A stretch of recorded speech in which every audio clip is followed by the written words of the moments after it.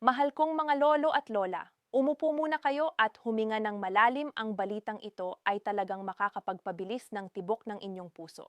Alam ko na ang narinig ninyong chismis sa kapitbahay, sa palengke o sa group chat ng pamilya tungkol sa 3,500 na bonus para sa mga senior citizens mula sa SSS at GSIS ngayong January 2026. Maraming mga kaibigan ninyo ang nagtatanong, maraming nag-aalala at marami ring umaasa. Pero ang totoo, hindi lahat ng nababasa natin sa social media o naririnig natin sa mga chismis ay totoo.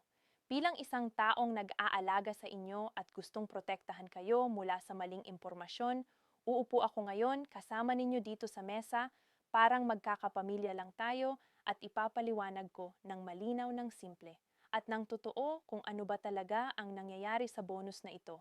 Hindi ako magsisinungaling sa inyo. Hindi kita lolokohin at hindi kita bibigyan ng pag-asa na walang basehan. Ang gusto ko lang ay malinawan kayo, maprotektahan kayo mula sa mga scammer, at matulungan kayong maintindihan kung ano ba talaga ang mga benefits na karapat-dapat sa inyo bilang mga senior citizens na nag-sacrifice para sa ating bansa. Kaya samahan ninyo ako hanggang dulo ng video na ito dahil ang mga impormasyong ibibigay ko ay mula sa opisyal na sources, hindi lang basta chismis o fake news. Alam ko na excited kayo, pero kailangan nating maging maingat. Ang na-bonus na ito ay isang topic na kumakalat ng todo ngayong January 2026 at maraming mga manloloko ang gumagamit nito para manloko ng mga innocent na senior citizens tulad ninyo.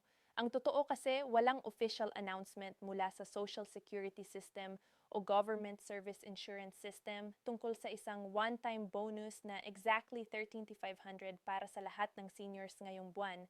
Pero huwag kayong malungkot agad dahil may mga lehitimong benefits at ayuda na available talaga para sa inyo. At gusto kong siguraduhin na alam ninyo kung paano kunin ang mga ito ng ligtas at tama. Ang problema kasi ngayon sobrang dami ng fake posts, fake websites at mga scammers na nagsasabing para makuha ninyo ang bonus, kailangan ninyong magbigay ng personal information, mag-click ng suspicious links o magbayad ng processing fee. Pakiusap lang po. Huwag kayong maniniwala sa mga ganyan. Ang SSS at GSIS ay hindi kailanman hihing pera mula sa inyo para sa processing ng benefits ninyo.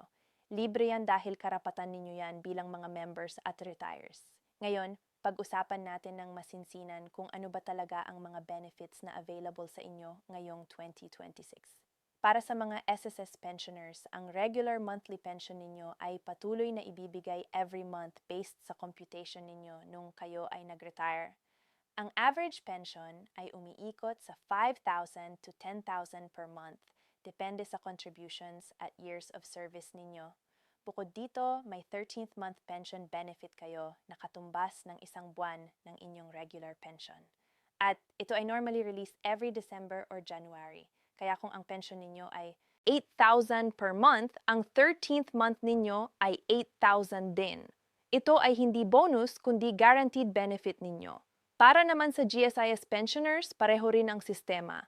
Meron kayong monthly pension based sa computation ninyo at meron din kayong mid-year bonus at year-end bonus na binibigay every year.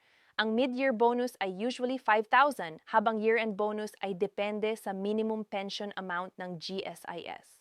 Kaya ang total benefits na pwede ninyong matanggap in a year ay significant pero hindi ito lump sum na 13,500 na dadating out of nowhere ngayong January.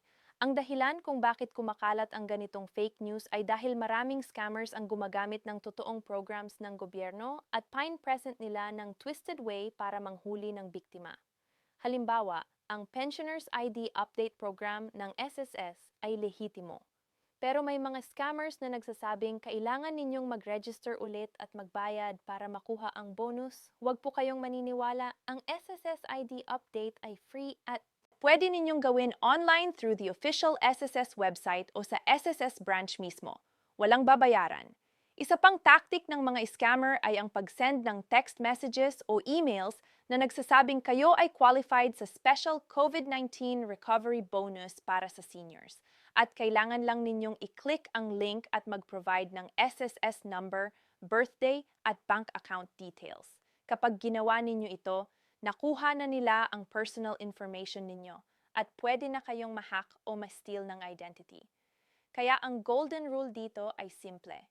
Ang SSS at GSIS ay hindi nag-send ng unsolicited messages asking for personal information. Kung may doubts kayo, pumunta personally sa branch or tumawag sa official hotline nila. Para maintindihan ninyo kung paano kayo makakapag-claim ng inyong lehitimong benefits, let me walk you through the proper process. Una, siguraduhing updated ang inyong records sa SSS o GSIS. Kung nag-change ang address ninyo, bank account o contact details, kailangan ninyong i-update ito sa official channels. Para sa SSS, pwede kayong mag-update through the My SSS portal online o pumunta sa SSS branch na may dalang valid ID at proof of new address kung applicable para sa GSIS. May GSIS Touch portal din kayo at pwede kayong pumunta sa GSIS office. Pangalawa, siguraduhing alam ninyo ang schedule ng release ng inyong pension at bonuses. Ang SS pension ay normally credited every month on a specific schedule depende sa last digit ng SS number ninyo. Ang GSIS naman ay may fixed schedule din. Kung delayed ang pension ninyo, huwag agad magpanic. Check muna kung may holidays o kung may technical issues. Call the hotline or visit the branch para mag-follow up. Pero huwag kayong pupunta sa mga third-party agents na nag-aalok ng quick processing for a fee. Ngayon, pag-usapan natin ang mga real travel scenarios na related sa paggamit ng inyong benefits. Dahil alam kong marami sa inyo ang gustong bumisita sa mga anak o apo sa ibang lugar o kahit sa ibang bansa. Kapag bibili kayo ng plane ticket gamit ang savings ninyo from your pension, kailangan ninyong maging aware sa mga bagong airline rules at regulations ngayong 2026. Ang mga airline companies ay nag-implement ng mas strict policies tungkol sa carry-on baggage, documentation, at senior citizen discounts. Una sa lahat, ang senior citizen discount ay applicable sa domestic flights, pero hindi sa lahat ng international flights. Kailangan ninyong ipakita ang valid senior citizen ID o OSCA ID ninyo sa counter para makuha ang discount. Kung wala kayong ID, hindi kayo bibigyan ng discount kahit gaano kayo katanda ang hitsura. Pangalawa, ang carry-on baggage limit ay strictly enforced na ngayon. Ang karamihan ng airlines ay nag-allow lang ng 7 kilos hand carry at isang personal item like handbag. Kung lampas kayo, sasabihan kayong mag-check-in ng baggage at magbabayad kayo ng additional fee na umabot sa 1,000 to 3,000 depende sa weight. Kaya mag-weigh ng baggage ninyo bago kayo pumunta sa airport para iwas gastos. Ang dokumentasyon ay sobrang importante lalo na para sa seniors. Bukod sa boarding pass at ID, kung kayo ay may maintenance medications, kailangan ninyong magdala ng medical certificate o prescription mula sa doktor ninyo. Ang TSA at airport security ay very strict ngayong 2026 tungkol sa liquids at medication sa hand carry. Ang liquids ay dapat 100 ml or less per container at lahat ay dapat nakalagay sa transparent, reusable plastic bag. Kung ang gamot ninyo ay liquid o injectable like insulin, kailangan may medical certificate kayo para hindi kayo mahirapan sa security checkpoint. Maraming seniors ang na-delay o na-confiscate ang gamot dahil walang proper documentation. Para sa oxygen tanks or nebulizers, kailangan ninyong mag-coordinate sa airline in advance at mag-secure ng medical clearance to fly mula sa doktor ninyo. Hindi lahat ng airlines ay nag-allow ng sariling oxygen tank, kaya check ninyo ang policy ng specific airline na sasakyan ninyo. Ang airport assistance para sa seniors ay available naman pero kailangan ninyong i-request in advance. Kapag nag-book kayo ng flight, sabihin ninyo sa airline na kayo ay senior citizen at kailangan ng wheelchair assistance or priority boarding kung kailangan ninyo. Ang service na ito ay usually free pero kailangan ninyong mag-request at least 48 hours before your flight. Sa airport mismo, may mga designated lanes para sa PWD at senior citizens sa immigration at security. Pero hindi lahat ng airports ay strictly implementing ito. Huwag kayong mahiyang magtanong sa ground staff kung nasaan ang priority lane. Karapatan ninyo yan. Kung may kasamang family member, mas maganda para maitutulong sa inyo sa buong proseso. Ang baggage policies ay nag-evolve din. Ang checked baggage limit para sa domestic flights ay usually 15 to 20 kil at ang excess baggage fee ay around 150 to 400 per kilo. Kaya if you're bringing pasalubong or maraming gamit, calculate ninyo ang weight para hindi kayo mabigla sa additional charges. May mga seniors na nag-expect na libre lahat dahil senior citizen sila. Pero ang totoo, ang discount ay sa base fare lang, hindi sa taxes, fees at excess baggage. Ang best strategy ay mag-travel light, magdala lang ng essentials. At kung may ibibigay kayong pasalubong, i-ship ninyo na lang or bumili na lang kayo sa destination. Ang security screening ay isang challenging part para sa seniors dahil kailangan ninyong mag-remove ng belt, sapatos, kung metal at lahat ng metal objects sa katawan. Kung kayo ay may hip replacement, knee implant or pacemaker, kailangan ninyong sabihin sa security officer bago kayo dumaan sa metal detector. May alternative screening method sila para sa inyo. Huwag kayong matakot o mahiya. Ang mga security personnel ay trained na mag-handle ng seniors with special needs. Kung hindi kayo comfortable sa pat-down, pwede ninyong i-request na may witness or female officer kung kayo ay babae. Ang denied boarding situation ay nangyayari kapag may issue sa documentation, overbooking o health concerns. Kung kayo ay may sakit na contagious o kung ang crew ay nakita na hindi kayo fit to fly, pwede kayong i-deny. Kaya kung may sakit kayo, kausapin muna ang doktor ninyo at kumuha ng medical clearance. Kung na-deny kayo due to overbooking, may karapatan kayong mag-demand ng compensation or rebooking. Basahin ninyo ang passenger rights ninyo sa Kia app regulations.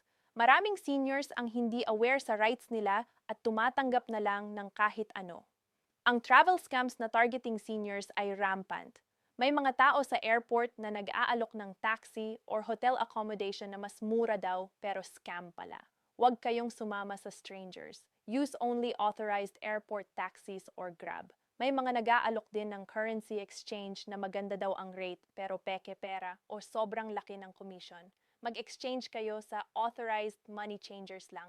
At ang pinaka-common scam ay ang phishing emails or text na nagsasabing kayo ay nanalo ng free flight o hotel stay. Kailangan lang ninyong i-claim by providing your credit card details. Delete ninyo agad yan. Sa packing ng medications, ang best practice ay i-organize ninyo sa pill organizer na may label ng name ng gamot, dosage at schedule. Magdala kayo ng extra supply at least 1 week more than your trip duration in case of delays. Keep the medicines in original packaging kung possible para may label. Ang liquid medications ay dapat may prescription at huwag kayong mag-pack ng gamot sa checked baggage dahil kung mawala ang luggage ninyo, mawawala din ang gamot ninyo. Ang airline fees ay transparent naman pero maraming hidden charges na hindi alam ng seniors. Ang seat selection fee ay umabot sa 200 to 100 per segment. Ang meal ay 300 to 500. Ang travel insurance ay optional pero recommended lalo na kung may existing medical condition kayo. Ang insurance ay around 500 to 2,000 depende sa coverage. Basahin ninyo ang terms and conditions para alam ninyo kung ano ang covered. In conclusion, ang 13,500 bonus na kumakalat ay hindi lehitimo ngayong January 2026. Pero meron kayong guaranteed benefits mula sa SSS at GSIS na karapat-dapat ninyo. Ang key ay maging vigilant, mag-verify sa official sources, at huwag magbigay ng personal information sa mga suspicious individuals or websites. Kung plano ninyong mag-travel gamit ang pensyon ninyo, mag-prepare kayo ng maaga, intindihin ang airline policies, at huwag kayong mahiyang humingi ng assistance. Kayo ay senior citizens at deserve ninyo ang respeto at tulong mula sa lahat. Mag-ingat kayo palagi at sana nakatulong ang video na ito para malinawan kayo. Kung may tanong kayo, comment lang kayo sa baba. Salamat sa pakikin at God bless inyong lahat.